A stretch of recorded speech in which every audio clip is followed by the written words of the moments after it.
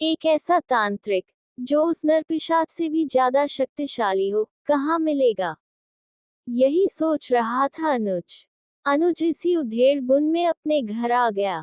वहां उसके पिता रामपाल जी ने कहा, अनुज मैं चाहता हूँ तू कल शहर वापस चला जा।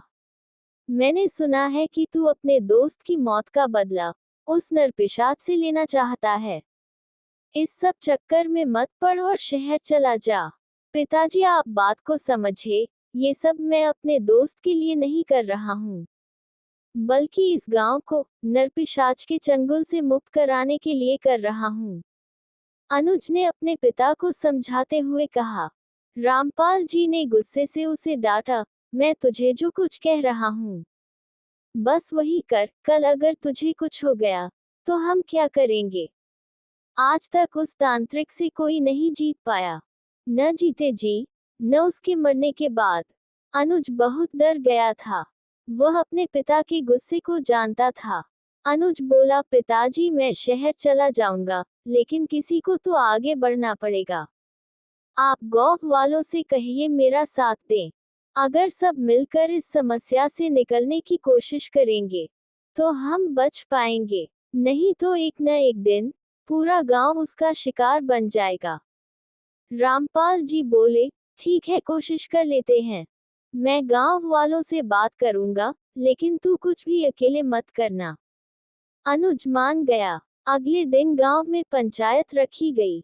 उसमें फैसला हुआ कि गांव के 4 आदमी दूसरे गांव जाकर तांत्रिक ढूंढेंगे। उनके साथ अनुज भी जाएगा। अगले दिन अनुज अपने साथ गांव के 4 लोगों को लेकर सुबह ही निकल गया। वे सब दूसरे गांव गए।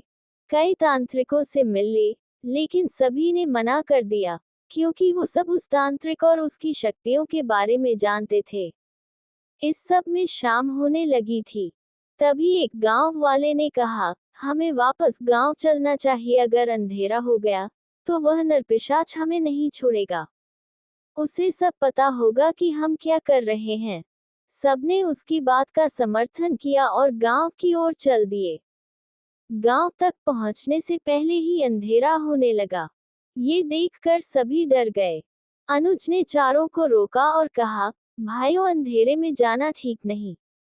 मैं पहले ही अपना दोस्त खो चुका हूँ। हम यहाँ किसी धर्मशाला में रुक जाते हैं। चारों गांव वाले भी डरे हुए थे, वे मान गए। सभी वापस मुड़ गए, लेकिन तभी उन्हें किसी के रोने की आवाज सुनाई दी। अनुज पीछे मुड़ जाना चाहता था। तभी एक गांव वाले ने उससे कहा, ऐसी गलती मत करना, यह उसी नरपिशाच की चाल है। पीछे मुड़कर देखा तो वो तुम्हें अपनी ओर बुला लेगा। अनुज सावधान हो गया और वापस चलने लगा। तभी उसके कानों में आवाज पड़ी, रुक जा दोस्त, इतने साल की दोस्ती अब दोस्त को अकेला छोड़कर जा रहा है। ये नरपिशाच मुझे रोज मारता है, मुझे बचा ले। अनुज पीछे मुड़ा और देखा एक खेत की पगडंडी पर उसका दोस्त राहुल खड़ा रो रहा था। उसके कपड़े फटे हुए थे। उसके कपड़ों पर कई जगह खून लगा था। उसके हाथों से भी खून बह रहा था। अनुज रोता हुआ अपने दोस्त की तरफ तेजी से भागा, लेकिन गांव के 4 लोगों ने उसे तेजी से पकड़ लिया। अनुज चिल्लाने लगा, छोड़ो मुझे, मेरा दोस्त बुला रहा है, मुझे उसे छुड़ाना है। तभी एक गांव वाले उसे थप्पड़ मारा, बेवकूफ तू तो मरेगा ही, हमें भी मरवाएगा। वो तेरा दोस्त नहीं है। नरपिशाच ने उसे अपना चेला बना लिया है। वह अब तेरा दोस्त नहीं है। नरपिशाच मार डालेगा हम सबको। अनुज की हालत खराब हो गई थी। वही जमीन पर बैठ गया। एक ने उसे पानी पिलाया। उसकी आंखों से अभी आंसू बह रहे थे। 2 आदमियों ने उसे उठाया और अपने साथ लेकर आगे बढ़ गए। पांचों अब एक धर्मशाला में रुक गए थे और सुबह होने का इंतजार कर रहे थे। सबने फैसला किया कि उनमें से बारी बारी एक जागता रहेगा, कहीं अनुज उठकर उधर न चला जाए। अनुज की रखवाली करना जरूरी था। अनुज गहरी नींद में सो रहा था। तभी उसने सपने में देखा कि वह नरपिशाच राहुल को मार रहा है। अपने नाखून उसके शरीर में गड़ा कर उसका खून पी रहा है। राहुल अनुज अनुज पुकार रहा था।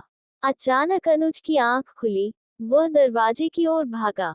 एक आदमी ने सबको शोर मचाकर जगा दिया, फिर चारों ने अनुज को पकड़ लिया। तभी ऊपर सीढ़ियों से गेरुए कपड़े पहने एक साधु बाबा नीचे आए। उन्होंने अनुज के ऊपर गंगाजल के छींटे मारे। अनुज शांत हो गया, वह अब बेहोश सा होने लगा था। दो आदमी उसे पकड़कर कमरे के अंदर ले गए। साधु बाबा के पूछने पर बाकी दोनों आदमियों ने सारी बात बता दी। उन्होंने कहा, इसे कल साथ में लेकर मेरे आश्रम में आना। सुबह जब अनुज की आंख खुली, तो चारों आदमी उसे लेकर साधु बाबा के आश्रम में पहुंच गए। अनुज से बाबा ने अकेले में बात की और उसे गांव जाने के लिए कहा। बाबा से मिलकर अनुज और चारों आदमी गांव पहुंच गए। वहां जाकर अनुज ने मुखिया से कहा, मुखिया जी, साधु बाबा गांव में आएंगे और यहां हवन पूजन करके उस तांत्रिक को मुक्ति दिलाएंगे। साथ उन्होंने कहा, आज तक जितने भी लोग उसका शिकार हुए हैं, वे उन्हें भी मुक्ति दिलाएंगे। मुखिया जी बहुत खुश हुए। वे बोले, अगर ऐसा हो जाए तो हमारे गांव का कल्याण हो जाएगा। बेटा, तुमने बहुत अच्छा काम किया है। अपनी जान पर खेलकर इस गांव को बचाने की कोशिश की है। 2 दिन बाद साधु बाबा गांव पहुंचे। उनके साथ उनके कुछ शिष्य भी थे। उन्होंने गांव में हवन करना शुरू किया। उन्होंने उस दरवाजे को खोलने के लिए कहा। दरवाजा खोल दिया गया। तभी दरवाजे से बहुत भयानक आवाजें आने लगी। रात का समय था। बहुत तेजी से एक साया उस दरवाजे पर आया। उसके मुंह से भयानक आवाजें निकल रही थीं। साधु बाबा ने उसे मंत्रों से बांधकर हवन कुंड के पास बुलाया। साधु बाबा की शक्ति के सामने उस बड़ी सी कील मंत्र सिद्ध करके मुखिया जी को दी और कहा, इसे यहाँ गाड़ दो। आज के बाद कोई भी बुरी शक्ति गांव में प्रवेश नहीं कर सकेगी। इस तरह गांव वालों को उस नरपिशाच से मुक्ति मिल गई।